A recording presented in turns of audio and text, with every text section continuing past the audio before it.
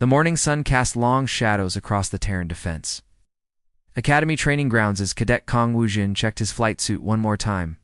3 years had passed since that day, but he could still remember every detail. The smell of recycled air in the simulator pods, the sound of boots marching in perfect formation, the voice of Park Nari calling out his mistakes for everyone to hear. Back then, Wujin thought he had a future in the stars. He was 21 years old and believed that being creative made him special. The academy instructors had different ideas about what made a good soldier. "Cadet Kong, your approach is completely wrong," Instructor Yang had said during the morning briefing. "Military tactics exist for a reason. You cannot simply make up your own rules." Wujin had tried to explain his thinking. During the previous day's simulation, he had won by using an asteroid field in an unexpected way. Instead of going around it like everyone else, he had flown straight through it, using the rocks as cover and weapons. The computer had declared him the winner, but the instructors were not happy. "Sir." The simulation said, "I completed the mission," Wujin had replied, trying to keep his voice steady.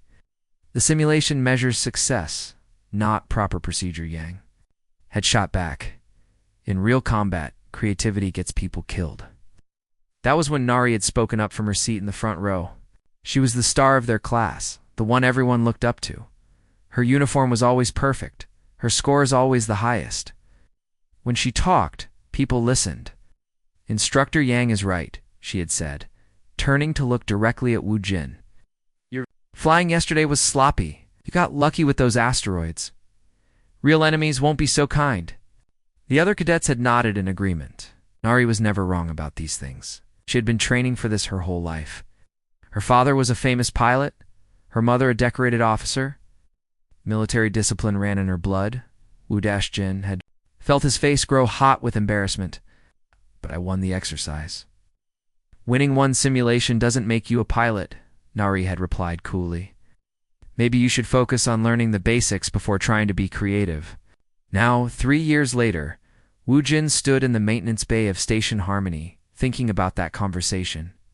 His hands were dirty from fixing an atmospheric processor, and his blue maintenance uniform was stained with grease. The dreams of flying among the stars had been replaced by the reality of keeping machines running in the darkness of space. Station Harmony was a small outpost near the edge of human territory. It served as a research station and early warning system for anything coming from the unexplored regions of space. The work was quiet and predictable, which suited Wujin just fine. No one expected him to follow complex protocols here. Something broke, he fixed it. When it worked, he left it alone.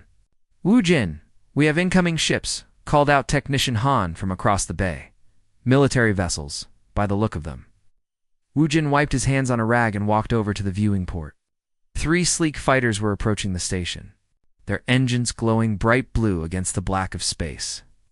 Behind them came a larger transport ship, probably carrying supplies and personnel. "Any idea what they want?" Wujin asked. "Commander Lee said something about investigating energy readings in this sector," Han replied. "Probably just routine patrol stuff." But as the ships came closer, Wujin could see the markings on their hulls. These were not regular patrol craft. They belonged to the elite defense squadron, the best pilots the military had to offer. Only the top graduates from the academy got to fly ships like these. His stomach tightened as he realized what this meant.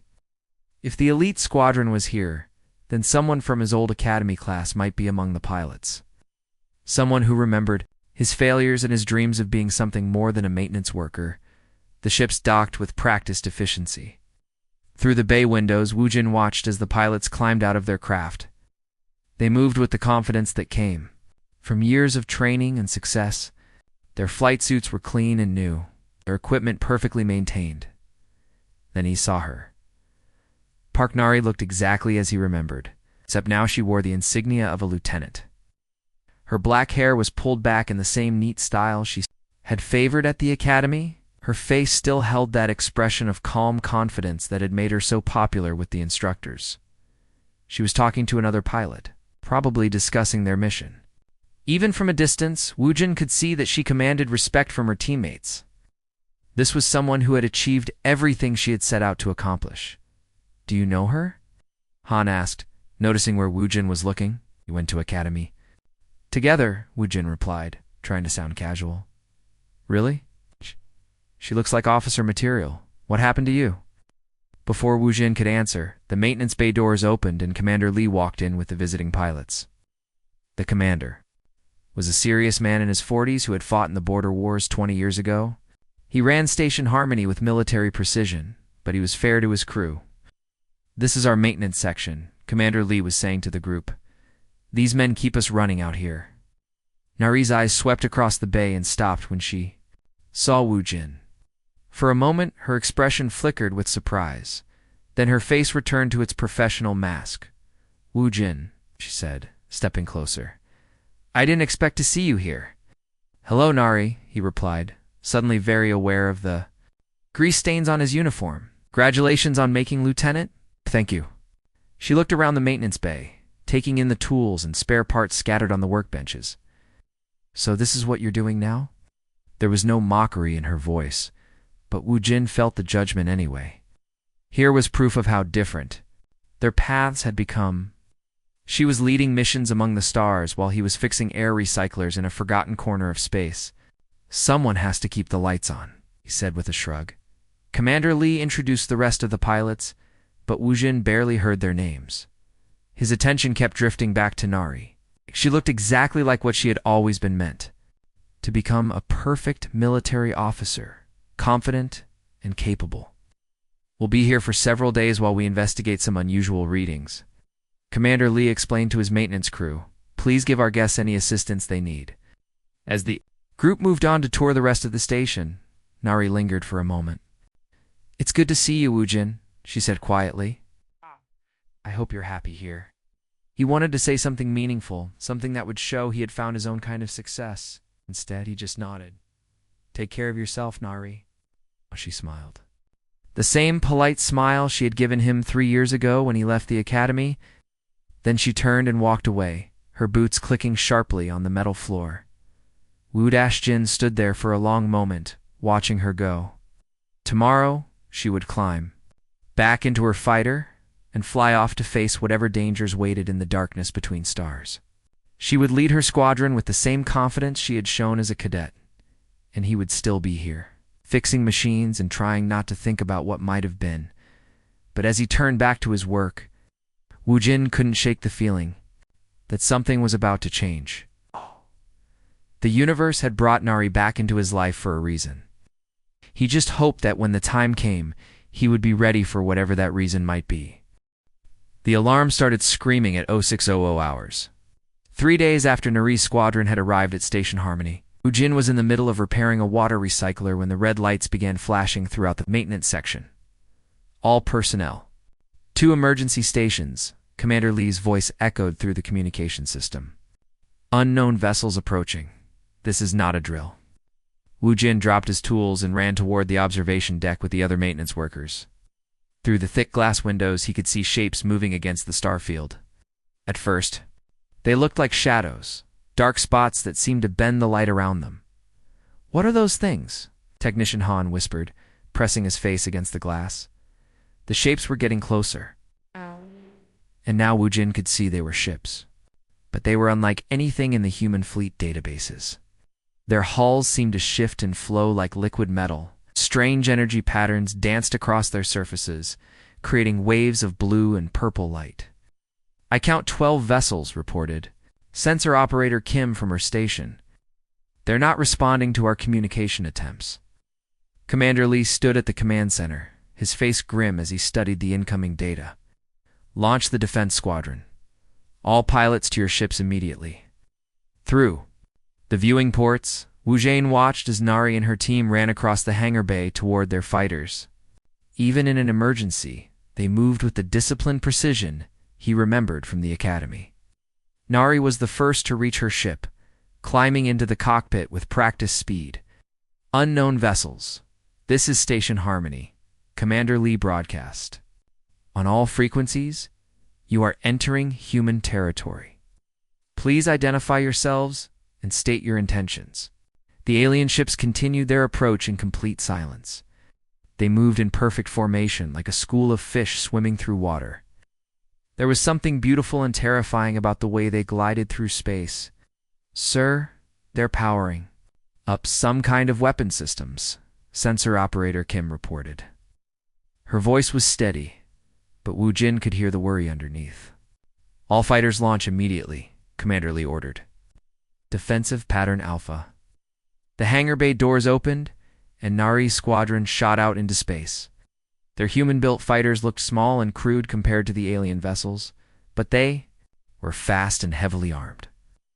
Wu Jin found himself holding his breath as he watched them form up into attack formation. "This is Lieutenant Park." Nari's voice came through the communication system. "We have visual contact with the unknown vessels. They're definitely not human origin." "Understood, Lieutenant. Use extreme caution. These are potential first contact protocols." But the aliens had no interest in following first contact protocols. Without warning, beams of bright energy lanced out from their ships toward the human fighters. The beams moved like living things, twisting and turning to follow their targets. Evasive maneuvers, Nari commanded her squadron. "Return fire." The human pilots scattered, their ships diving and climbing in the attack patterns they had practiced countless times. Their laser cannons and missile systems opened fire, sending streams of deadly energy toward the alien vessels. Wu Jin watched in amazement as the human weapons struck the alien ships and simply disappeared. The energy beams seemed to be absorbed by some kind of shield system that flickered and shifted around each vessel. "Our weapons are having no effect," reported one of Nari's pilots. "Repeat, no effect on target.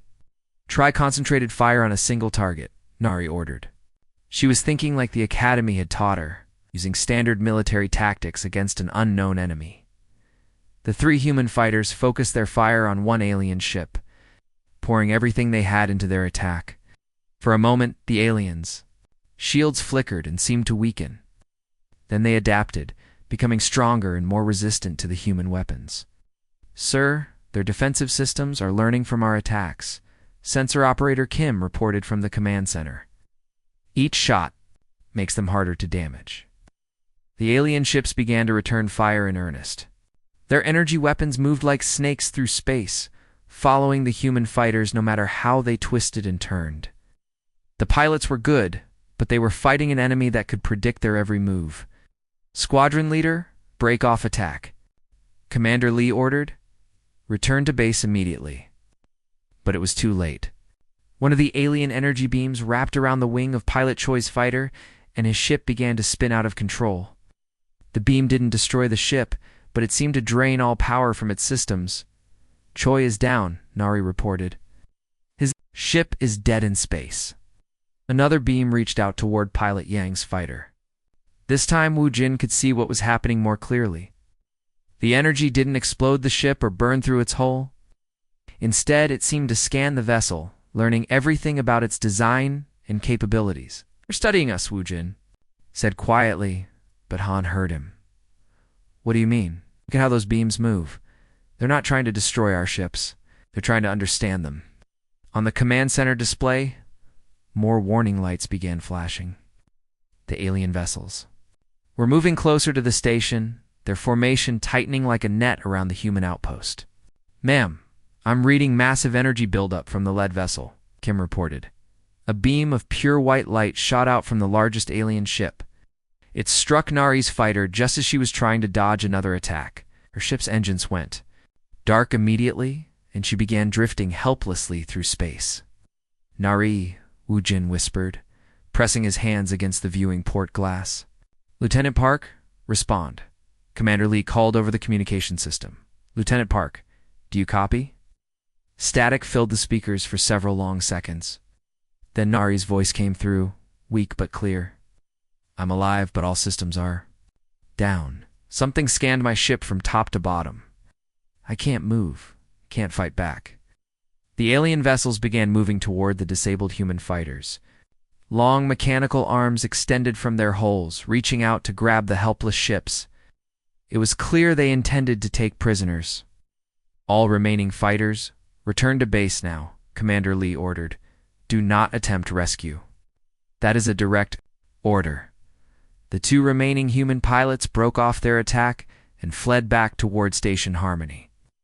Behind them, the alien ships collected their prizes with careful precision. Nari's fighter disappeared into the belly of the largest alien vessel. Along with the other captured ships, "Sir, we have to do something, pilot," Jung called over the radio. "We can't just leave them." Commander Lee's voice was heavy with defeat. "We can't fight an enemy we don't understand. Begin evacuation procedures. We're abandoning the station." Stared out at the alien fleet, watching as they arranged themselves around station harmony like predators surrounding wounded prey. Somewhere in that massive ship, Nari was trapped and helpless. The woman who had always been so confident, so sure of her abilities, was now at the mercy of creatures that could adapt to any human tactic. Her military training, all those perfect scores and flawless maneuvers, meant nothing against an enemy that could learn and evolve in real time. "Sir," Wu Jin said, turning away from the viewing port, "I need to speak with you." Commander Lee was busy coordinating the evacuation, but he looked up when Wu Jin approached. "What is it, technician?" "I think I know how to get close to their ships without being detected." The commander frowned. "Explain." "Those alien scanners are looking for weapons and military systems. But what if we used something they wouldn't? Consider a threat, something like a maintenance pod." "A maintenance pod?" Commander Lee shook his head. "Those things are barely armed with cutting tools. You'd be defenseless." "That's exactly the point," Wu Jin insisted. "They won't see a maintenance worker is dangerous. I could get close enough to gather intelligence, maybe even find a way to help the prisoners." "Absolutely not. I won't send a civilian on a suicide mission." But as another wave of alien ships appeared on the sensors, Commander Lee's options were running out. The evacuation would take hours, and the aliens seemed content to wait and study their prey. They needed information about what they were facing, and conventional military reconnaissance was impossible. "Sir, I've worked with these systems for 3 years," Wu Jin continued. "I know how to make a maintenance pod look like space debris. I can hide in the asteroid field and observe their ships." Commander Lee looked at the tactical display, then back at Wu Jin.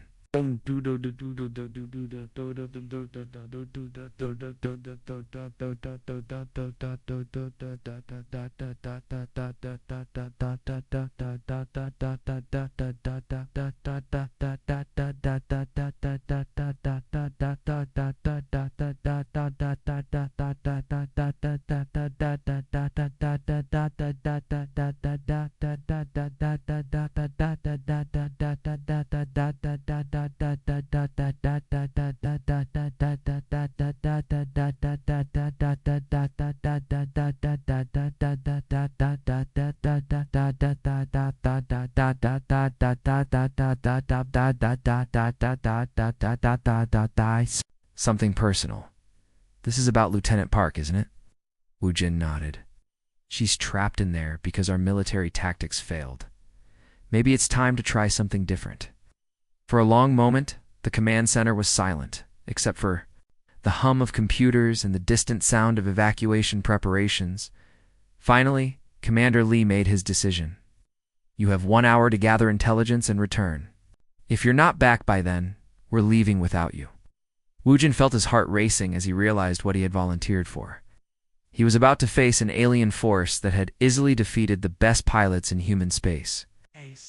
Armed with nothing but cutting tools and his knowledge of maintenance systems, but somewhere in that alien ship, Nari was waiting for rescue. And for the first time in 3 years, Wu Jin had a chance to prove that his unconventional thinking might actually save the day. Wu Jin floated in the maintenance pod between 2 large asteroids, watching the alien mothership through his small viewing window. The pod was old and cramped, filled with repair tools and spare parts instead of weapons and armor. Most people would have felt helpless in such a small craft, but Wu Jin felt oddly comfortable surrounded by the familiar equipment of his trade. He had been observing the alien fleet for 30 minutes, taking careful notes about their movements and energy patterns. The ships were even stranger up close than they had appeared from the station. Their hulls seemed to breathe like living things, expanding and contracting in a steady rhythm. "That's it," Wu Jin whispered to himself as he watched the pattern. "They have a heartbeat." Every few seconds, waves of energy pulsed through the alien vessels. The pulses were perfectly timed, like the beating of a giant heart. Wujin realized that this was how their scanning system worked. During each pulse, the ships would search for threats and gather information about their surroundings. But between the pulses, there were brief moments when the scanning beams were inactive. Moments when a small maintenance pod might be able to move without being detected. Wujin started his pod's engines and began timing his movement to match the alien rhythm. When the energy pulse swept past his hiding spot, he stayed perfectly still. When the pulse faded, he moved quickly toward the mothership, using pieces of asteroid debris as cover. It was like playing a deadly game of hide-and-seek. One mistake in timing would mean certain capture or death. But Wu Jin had spent years learning to work around sensitive equipment that could explode if handled incorrectly. Patience and precision were skills he had developed through countless hours of maintenance work.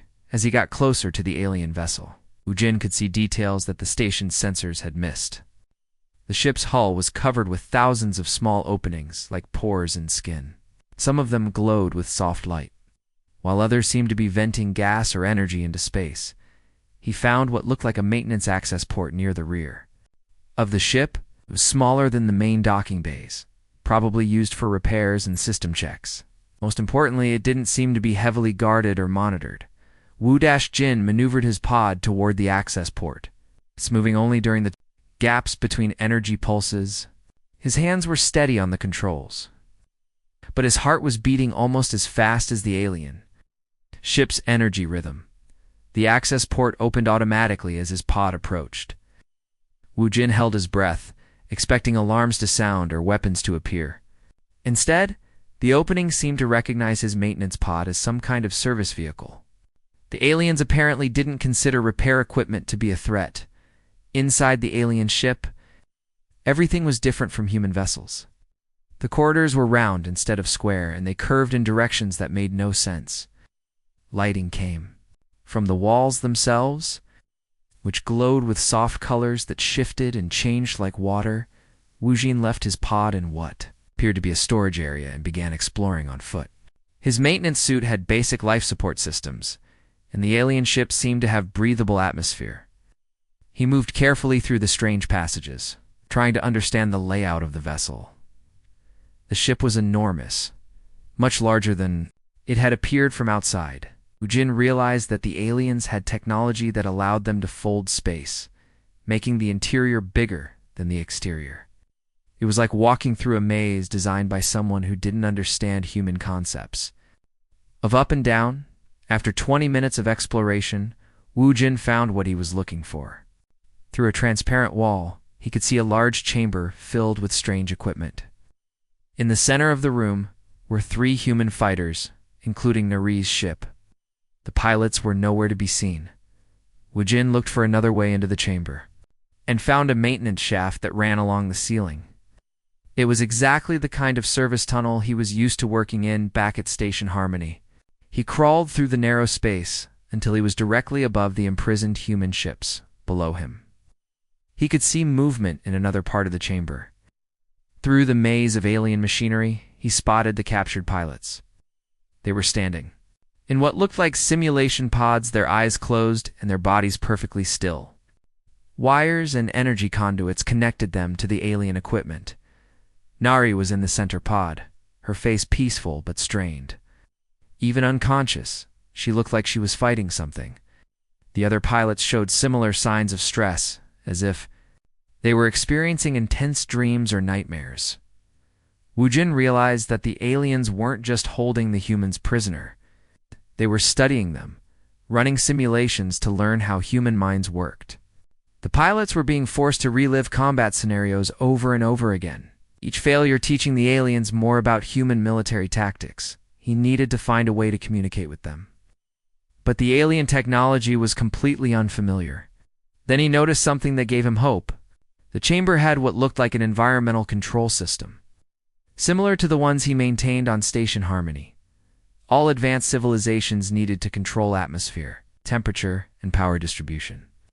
The basic principles might be the same, even if the technology looked different. Wu Jin began tracing the alien conduits and cables, looking for access points to their computer network. He found a maintenance panel that seemed to control the chamber's systems. The controls were strange symbols instead of human letters, but the layout made sense from an engineering perspective.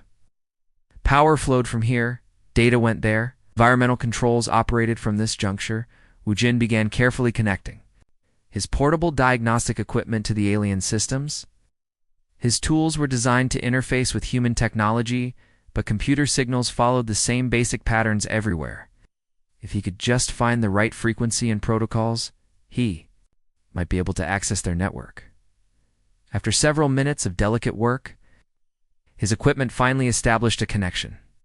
Data began flowing across his small screen, most of it incomprehensible alien code. But buried in the stream of information, he found something familiar. Communication protocols that looked almost like the ones used between human ships. The aliens had been studying human technology so intensively that their systems had learned to mimic human computer languages. Wu Jin could use this knowledge to access their internal communications network. He carefully typed a message into his diagnostic unit, hoping it would reach the simulation pods where the pilots were trapped. "Nari, can you hear me? This is Wu Jin. I'm in the ship." For several seconds, nothing happened. Then his screen flickered and text appeared. "Wu Jin, how did you get here? This is impossible." Even through the alien computer system, he could sense her shock and disbelief. Nari had probably assumed she would die in alien captivity. And now her former classmate was somehow talking to her through enemy technology. "I used a maintenance pod." "The aliens don't see repair equipment as dangerous," he typed back. "You can't save us with maintenance tools, Wu Jin. These creatures are too advanced. They're learning everything about our military methods. Every time we try to fight in the simulation, they get better at predicting our moves." "Then don't fight like the military taught you," Wu Jin replied. "Fight like you never would in real life. Do things that make no sense. That's crazy. Military tactics exist for a reason, and that's exactly why they're beating you. They expect logical responses. Give them something illogical instead." There was a pause in their conversation. Wu Jin could imagine Nari struggling with the idea of abandoning everything she had been taught about proper combat procedures. "I don't know how to fight incorrectly," she finally typed. "Remember the academy? Remember how frustrated you got when I broke the rules in simulations? Do that? Do everything wrong on purpose?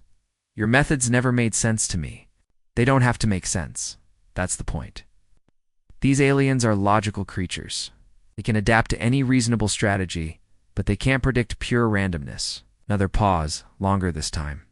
Then Nari's message appeared on his screen. "What do you need me to do?" Wu Jin felt a surge of hope. For the first time since their reunion, Nari was willing to trust his unconventional thinking. Now, he just had to figure out how to turn that trust into an escape plan. "I'm going to cause some problems with their systems," he typed. "When things start going wrong, don't try to fix them or fight normally. Make everything as chaotic and unpredictable as possible. Can you get the other pilots to do the same? I'll try."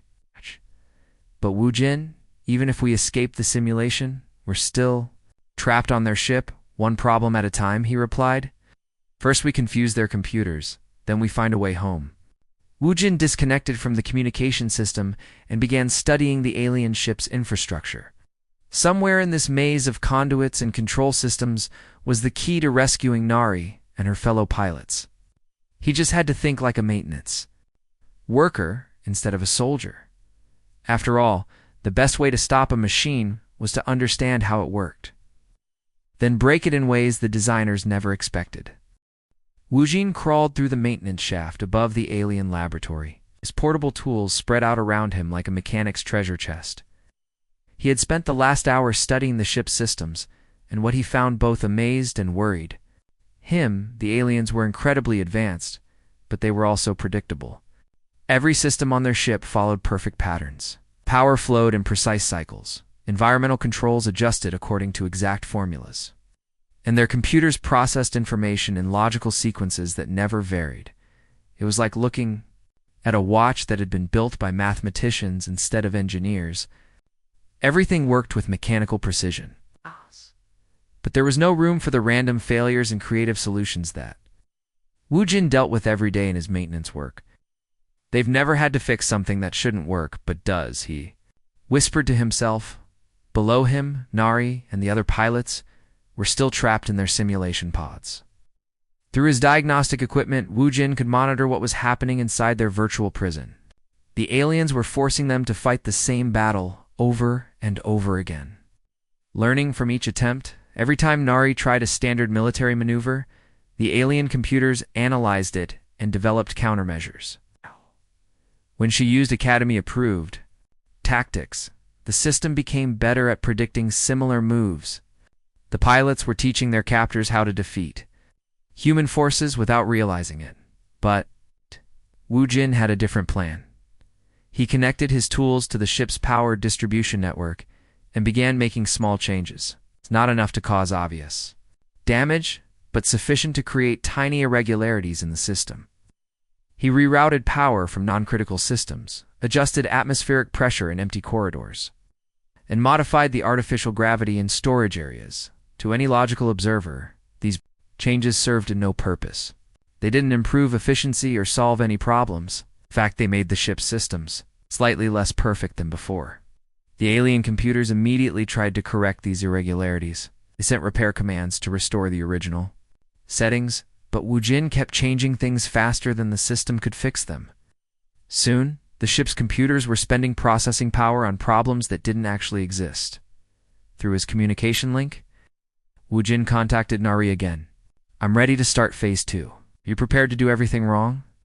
I still don't understand how this will help us escape, Nari replied through the alien network. Trust me, when their simulation starts glitching, don't try to fight normally.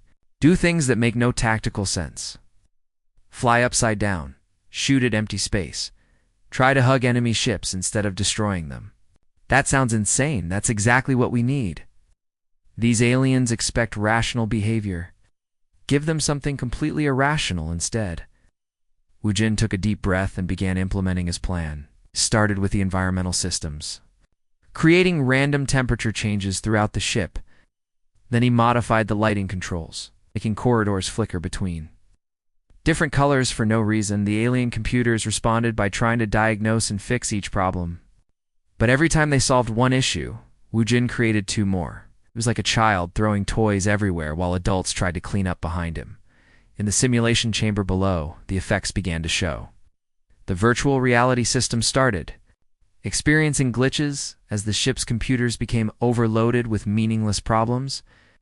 Enemy ships in the simulation began behaving strangely, teleporting to random locations or firing weapons that shot flowers instead of lasers. Nari found herself in a combat scenario where the laws of physics seemed to have gone crazy. Her fighter could suddenly fly backwards faster than forwards. Her weapons sometimes healed enemy ships instead of damaging them. For a moment, her academy training took over, and she tried to adapt to the new conditions logically. But then she remembered Wu Jin's instructions and forced herself to stop thinking like a soldier. Instead of trying to make sense of the chaos, she embraced it. When her ship started flying upside down, she didn't correct it. When her weapons began firing rainbow beams, she aimed them at empty space and pretended to paint pictures with the colors. The alien consciousness mapping system had never encountered behavior like this. It was designed to learn from logical military decisions, not from a pilot who was trying to lose on purpose. The system's learning algorithms began producing error messages as they tried to process Nari's seemingly random actions. It's working, Nari messaged to Wu Jin. The simulation is getting more confused every time I do something stupid. Good. Now get the other pilots to do the same thing. The more chaos we create, the better. Nari reached out through the simulation network to contact pilots Choi and Yang. At first, they resisted her suggestion to abandon proper tactics. They had been trained to follow military doctrine even in the most desperate situations. We need to fight smart, not randomly, Pilot Yang argued. Smart isn't working, Nari replied. Look around you. Every time we use proper tactics, these aliens get better at countering them. We need to try something completely different. Gradually, the other pilots began to understand. Pilot Choi started flying his ship in figure-8 patterns while singing old folk songs over the radio. Pilot Yang began trying to communicate with enemy vessels by blinking his running lights in Morse code that spelled out his grandmother's cookie recipe. The alien simulation system went into full crisis mode. Sophisticated learning algorithms were designed to find patterns in human behavior, but the pilots were deliberately creating no patterns at all. The system kept trying to analyze actions that had no logical basis, creating feedback loops that consumed more and more processing power. Meanwhile, Wu Jin continued his campaign of creative sabotage throughout the ship. He programmed the food replicators to produce items that were technically edible, but completely random, like purple soup that tasted like metal, or bread that changed color every time someone touched it. He modified the ship's internal communication systems so that important messages were delivered in rhyming verse, while casual conversations were translated into mathematical equations. The aliens began receiving status reports like the engines are fine, it's the powers divine, all systems working in perfect line. Most importantly, he began introducing delays and irregularities into the ship's scanning systems. The precise energy pulses that had made the vessel so effective at detecting threats became erratic and unpredictable. Sometimes the scanners would pulse twice in rapid succession. Other times they would pause for long intervals. The alien crew, accustomed to perfect coordination and flawless systems, found themselves dealing with problems they had never encountered before. Their ship was still functional, but it was no longer the precision instrument they were used to operating. Through the communication network, Wu Jin could sense growing confusion among the alien consciousness. They were a species that had evolved to value order and logic above all else. Dealing with chaos and randomness was like asking them to breathe underwater. Phase 3 is ready, Wu Jin told Nari through their link. I'm going to overload their main processing center. When the containment fields fail, you'll have about 10 minutes to get to your ships before backup systems activate. What about you? How will you escape? I'll meet you in the hangar bay. Just be ready to fly as soon as you reach your fighters. Wu Jin disconnected from the communication system and crawled through the maintenance shaft toward the ship's core. It was time to see if 3 years of fixing broken machines had taught him enough about how complex systems could fail. The alien ship was about to learn that sometimes the best way to solve a problem was to create a bigger problem that made everyone forget about the first one. Wu Jin was very good at creating problems that shouldn't exist but somehow did. Wu Jin reached the alien ship's central computer core after crawling through maintenance shafts for what felt like hours. The core was a massive chamber filled with crystalline structures that pulsed with soft light. Each crystal seemed to contain thousands of data streams, all flowing in perfect harmony like a technological symphony. But thanks to his sabotage efforts, cracks were beginning to show in that perfect harmony. Some crystals flickered irregularly, others displayed random colors, and several were making soft humming sounds that didn't match the others. The alien ship's computer system was experiencing something it had never encountered before, problems that couldn't be solved through logic and efficiency. Wu Jin's creative chaos was spreading through the network, like a virus made of pure randomness. He connected his diagnostic equipment to the central processing unit and began his final assault on alien order. Instead of trying to destroy the system, he fed it more nonsensical problems to solve, created files that were perfectly organized but contained completely meaningless information. He established communication protocols that followed all the proper rules but said nothing useful. The computer core began working harder and harder, dedicating more processing power to solving problems that had no solutions. It was like watching a brilliant mathematician try to calculate the square root of purple or the temperature of happiness. Through his equipment, Wu Jin could monitor the effects throughout the ship. Environmental systems began producing breathable air that smelled like different flowers in each room. Gravity generators created zones where people could walk on walls, but only while humming. Transportation tubes delivered passengers to their destinations via routes that included scenic tours of empty storage closets. Most importantly, the power systems that maintained the simulation pods were beginning to fluctuate. The virtual reality programs started displaying impossible scenarios, where the laws of physics changed every few minutes. In the simulation chamber, Nari felt the containment field around her pod weakening. The virtual world around her was becoming increasingly unstable. Enemy ships were now shaped like giant fruit, and her weapons fired music notes that exploded into butterflies. "Everyone get ready," she called out to pilots Choi and Yang through the simulation network. "Something is happening to our prison." The other pilots had embraced Wu Jian's strategy of creative chaos with surprising enthusiasm. Pilot Choi was now flying his virtual fighter while standing on his head and steering. With his feet, Pilot Yang had convinced his ship's computer that it was actually a submarine and was trying to navigate through space by diving toward imaginary ocean depths. The alien consciousness mapping system was completely overwhelmed. Its learning algorithms had given up trying to understand human behavior and were now just recording everything as unknown anomaly in their databases.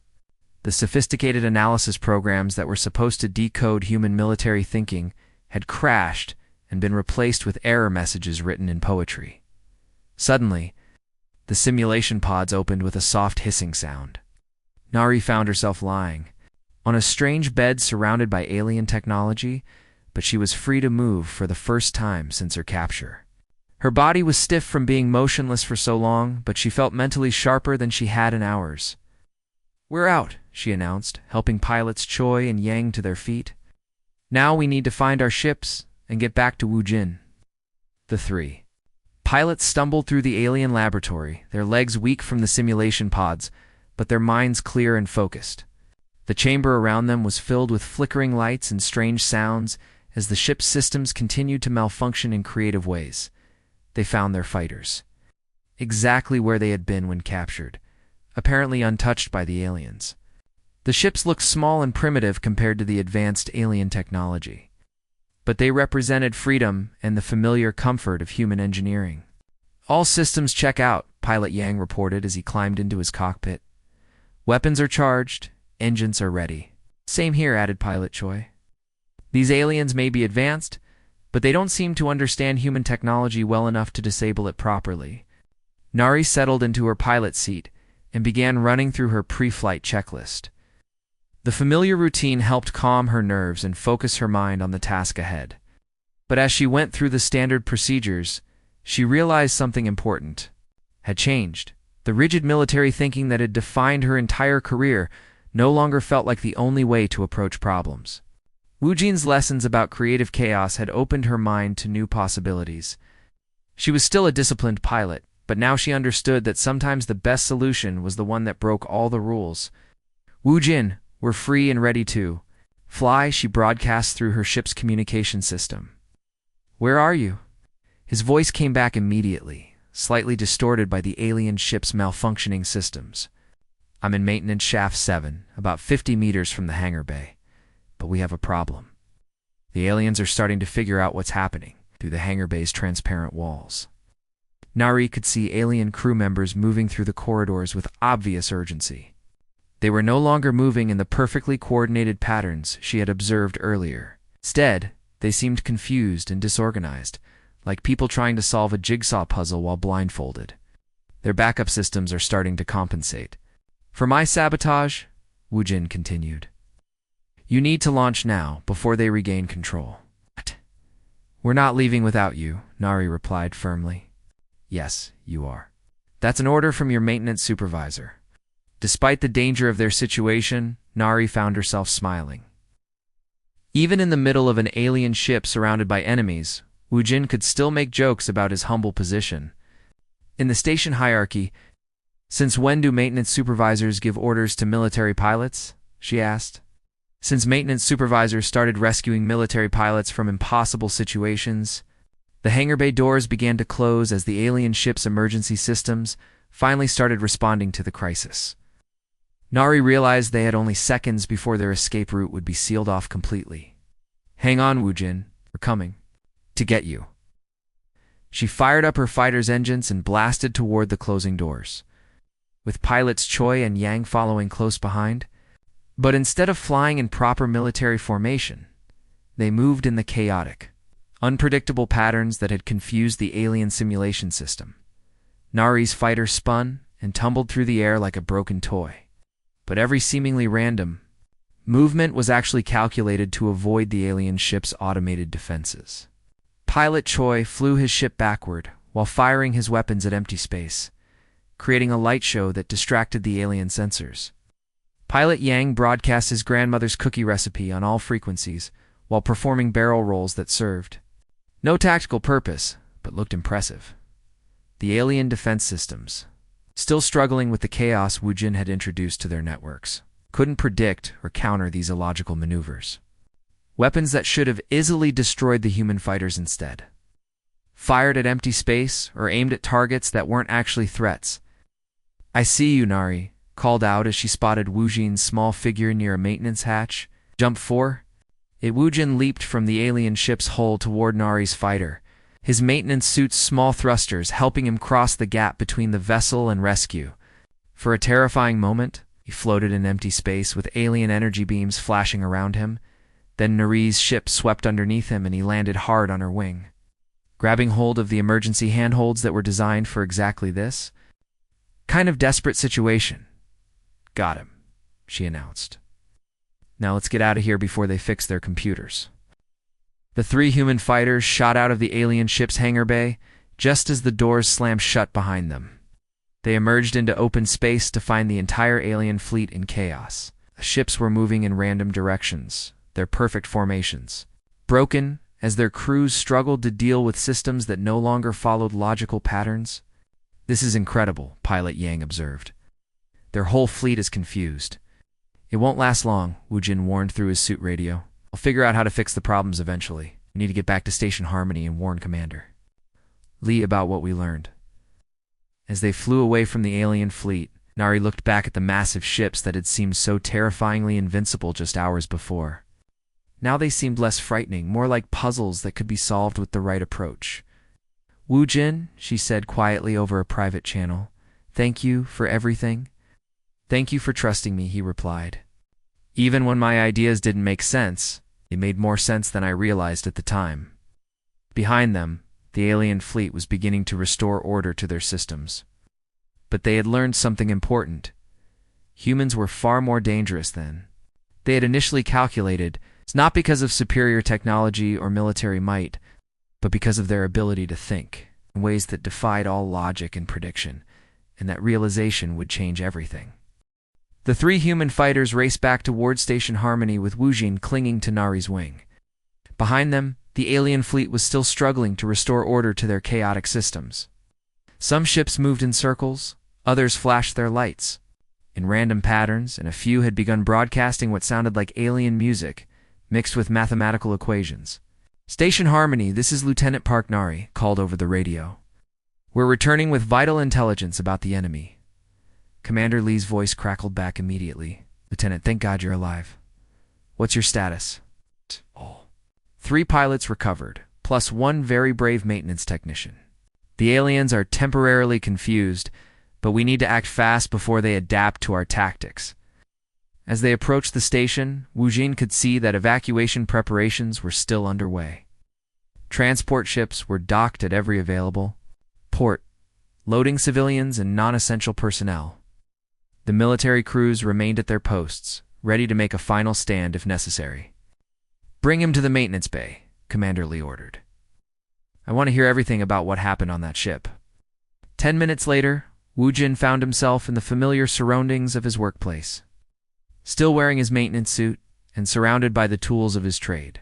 But now he was also surrounded by the station's senior officers, all waiting to hear his report.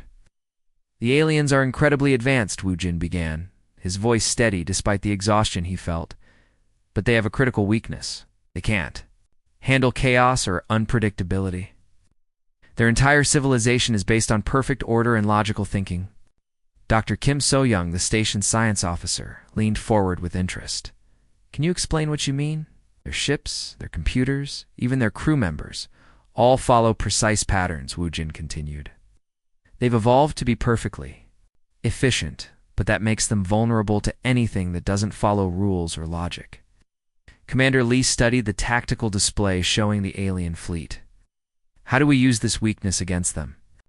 "We don't fight them like a normal military force," Nari interjected. "We fight them like Wu Jin taught me to think. Random, creative, unpredictable. Captain Yoon Hae-sung, the station's security chief, looked skeptical. You're suggesting we abandon military doctrine? Not abandon it, Nari replied, but supplement it with something the aliens can't understand or counter. Human creativity. Wu Jin activated a wall display and began showing the data he had collected from the alien ship. Look at these system patterns. Everything operates in perfect cycles. If we can introduce enough randomness into any encounter, their ability to adapt breaks down. As if to prove his point, the alien fleet on the long-range sensors was still moving erratically. Several ships had collided with each other while trying to restore formation. Others were flying in patterns that served no tactical purpose. How long before they figure out how to counter your sabotage? Commander Lee asked. Maybe an hour, maybe less, Wu Jin admitted. By then, word of what happened here will spread. 2 other human colonies will have time to develop new tactics based on what we learned. Dr. Kim was analyzing the alien technology data on her portable computer. This is fascinating. Their consciousness mapping system was designed to understand logical military thinking, but it couldn't process truly random behavior. That's our advantage, Nari said. Human beings are naturally unpredictable. We make decisions based on emotions, intuition, and creativity. Things that can't be calculated or programmed. Pilot Choi, who had been quietly listening to the discussion, suddenly spoke up. Sir, I'm receiving a communication from the alien fleet. They're trying to contact us. Commander Lee straightened in his chair. Put it through. Station's main. Speakers crackled to life, and an alien voice began speaking in carefully pronounced human words. The translation was imperfect, but the meaning was clear. Human Station. This is Velkari Fleet Commander. We wish to speak with the ones who created chaos in our systems. There was a moment of silence in the command center. First contact with an alien species was supposed to follow specific protocols, but nothing in the manual covered a situation where the aliens had been defeated by creative maintenance work. This is Commander Lee of Station Harmony. We're listening. Your species possesses capabilities we did not expect. The alien voice continued. We came to study your military methods, but we learned something more valuable. You think in ways we cannot predict or understand? Wu Jin felt his heart racing. Aliens weren't angry about his sabotage. They were impressed by it. We withdraw from your territory, the alien commander continued, but we wish to propose something different. It's not conquest, but exchange of knowledge. Dr. Kim looked excited at the possibility of learning from alien science. Commander Lee was more cautious, but he could see the potential benefits of peaceful contact. What kind of exchange? Lee asked carefully. Your creativity for our efficiency, your chaos for our order. Both species could benefit from understanding the other. Nari stepped closer to the communication console. Commander, I think they're offering us an alliance instead of a war. The alien voice spoke again. The individual called Wu Jin showed us that strength comes in forms we never considered. Your species may be less advanced in technology, but you are more advanced in thinking beyond logic. Wu Jin couldn't believe what he was hearing. His maintenance skills and creative problem-solving had not only saved the station, but potentially changed the relationship between humans and aliens throughout the galaxy. We will consider your proposal, Commander Lee replied diplomatically. But first, we need time to discuss this with our government. Understood. We will remain at a safe distance while you deliberate. But know this. Other species in the galaxy fear your unpredictability. We would rather understand it. The communication ended, leaving the command center in stunned silence. After several moments, Commander Lee turned to look at Wu Jin. Technician Kang, it appears your unconventional methods have opened up possibilities we never imagined. 3 days later, Wu Jin was working on a power coupling in the station's engine room when Nari found him. She was still wearing her pilot's uniform, but her manner was different than it had been at the academy. More open, less rigid. I owe you more than an apology, she said, sitting down on a nearby equipment crate. I owe you an education in thinking differently. Up from his work, wiping grease from his hands. You were a good pilot before. Now you're a better one, because you learned to be unpredictable. The academy taught me to follow rules and procedures, Nari continued. But you taught me that sometimes the best solution is the one that shouldn't work. Over the following weeks, Station Harmony became the center of a new kind of military training. Pilots from across human space came to learn what they called chaos tactics. But Wu Jin knew it was it's just creative problem solving applied to combat situations. Nari had requested a permanent transfer to the station's Tactical Development Division. She worked closely with Wu Jin to create training programs that combined military discipline with creative thinking. Their methods didn't always make sense to traditional officers, but they were incredibly effective against enemies who expected logical behavior. The Valkyrie kept their word about peaceful contact. Small groups of their scientists began visiting human colonies to study how creative thinking worked.